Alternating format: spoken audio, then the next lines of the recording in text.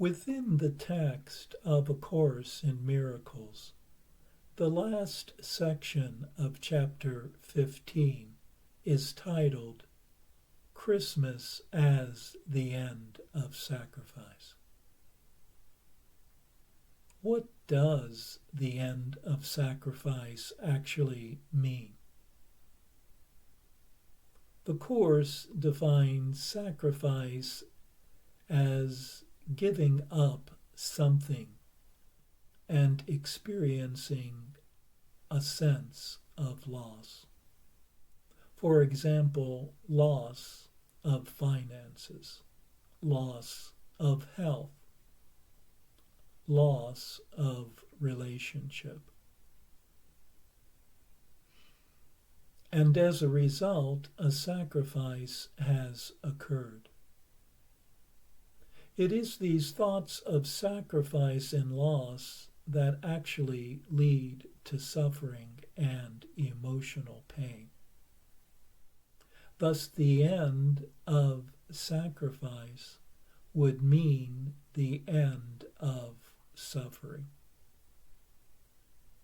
It is the seeing with the Christ mind or the vision of the Holy Spirit that the impossibility of loss is recognized.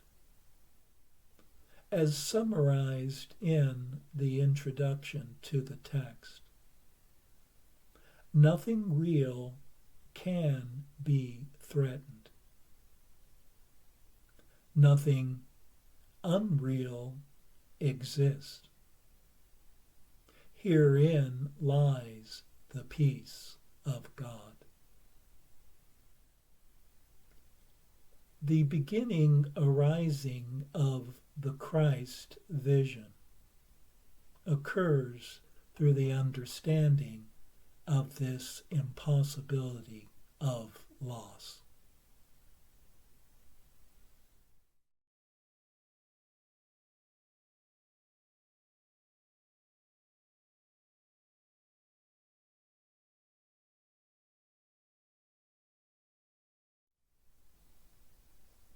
Perceiving oneself as a body or in a body leads to feelings of isolation, victimhood, and a sense of lack. The body then appears to confirm ideas of aging, disease, and death. Thus, in seeing one's identity as residing in the body, one is reinforcing beliefs in loss, separation, and sacrifice. To feel separated from something is to feel one has made a sacrifice. However, Jesus, the narrator of the Course, informs us that the lesson he was born to teach is that sacrifice is nothing and that love is everything. The beginning of the Christ recognition is that fear of loss is really nothing at all, and that love of everything is everything.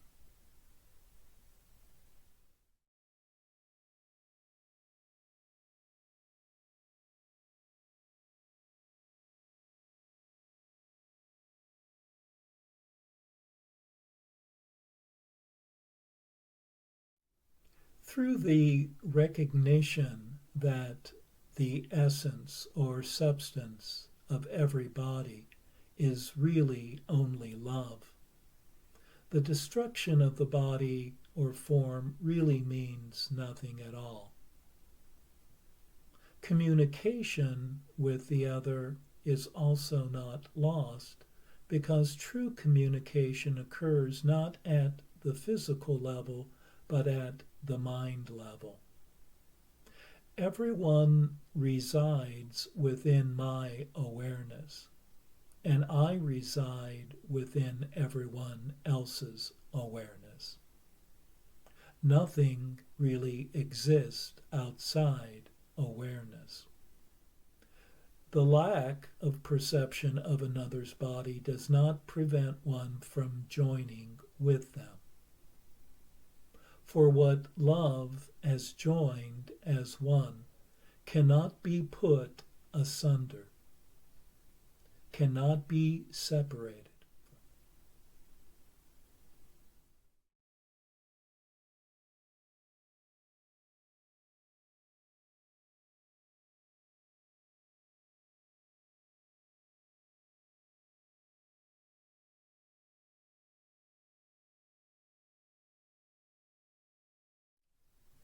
Jesus points out here that the realization that deprivation and loss has no reality in truth brings with it a deep sense of joy and freedom.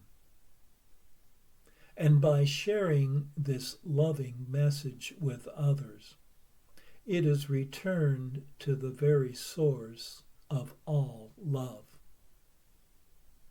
For what divine love created whole and complete cannot be divided or separated. And without separation, nothing could ever be lost. That is why the time of Christ is a season of joy.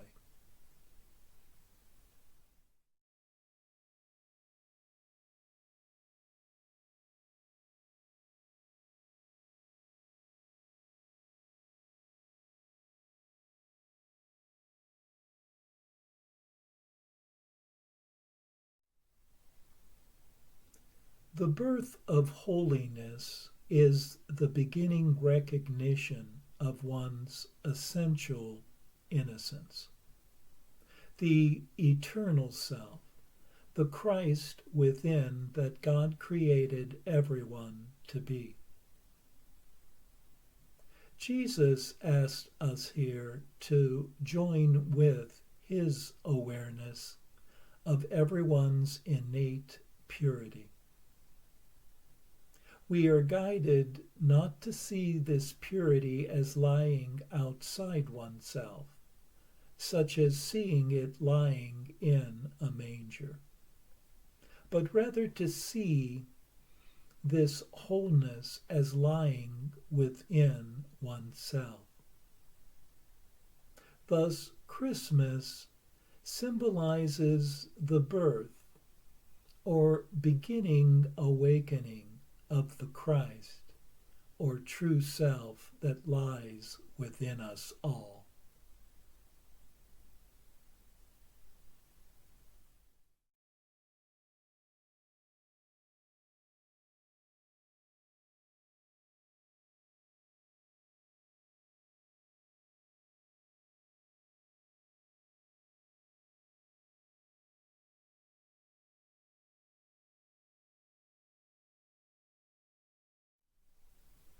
The symbol of Christmas is the light of a star shining through the fearful thoughts of loss and sacrifice. This light of Christ is an inner awareness that dissolves all appearances of grief and suffering.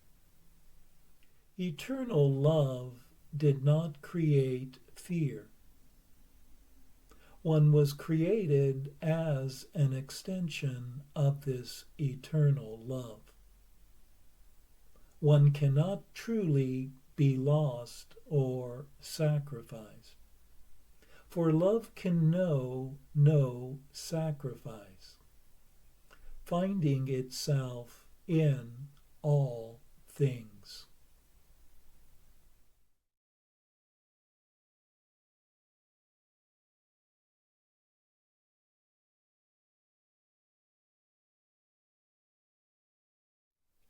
The awakening of the Christ vision occurs in the eternal now, through the release of the past and future. Like a newborn child, one is absent of ideas of time, the world, the body. Yet in this holy instant, one remains clear, awake, and alive. One experiences the immediacy of perceptions, thoughts, and sensations. And like the newborn infant, one remains whole, innocent, and observing it all.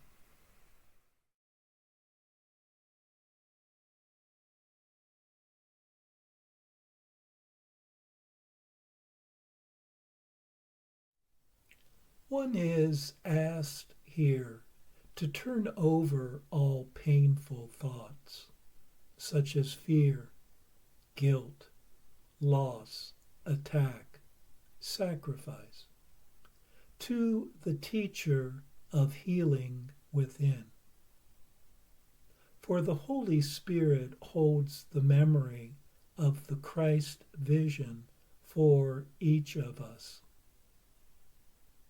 Painful judgments are replaced by a new way of seeing, absent of fear. With perceptions healed of fearful images, suffering disappears. And without pain, there can be no sense of sacrifice, leaving only love and the gift of everything to remain.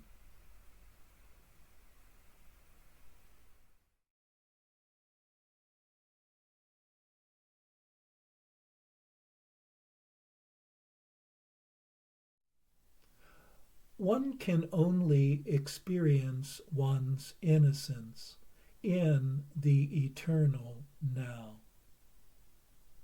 Guilt requires a past, and the past is not experienced in the holy instant. Judgment is based on a past, and without judgment there can be no guilt. The ego's purpose of time is to keep one in time where one remains guilty. The Holy Spirit's purpose, however, is to teach you to use time to discover the timeless now, where one recovers one's innate innocence.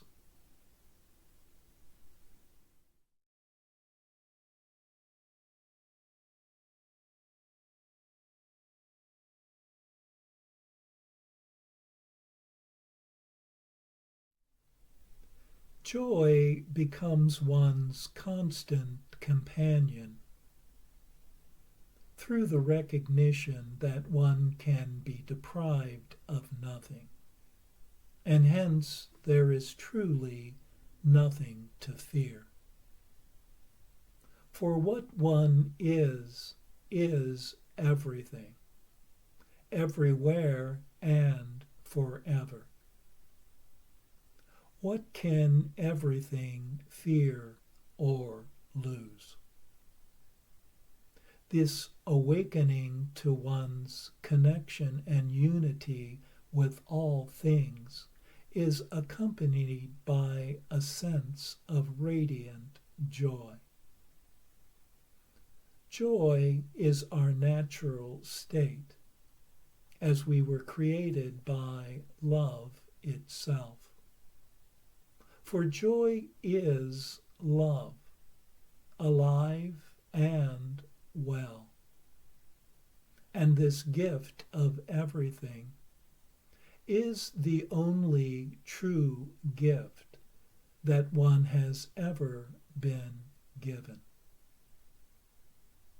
So, in this season of Christ,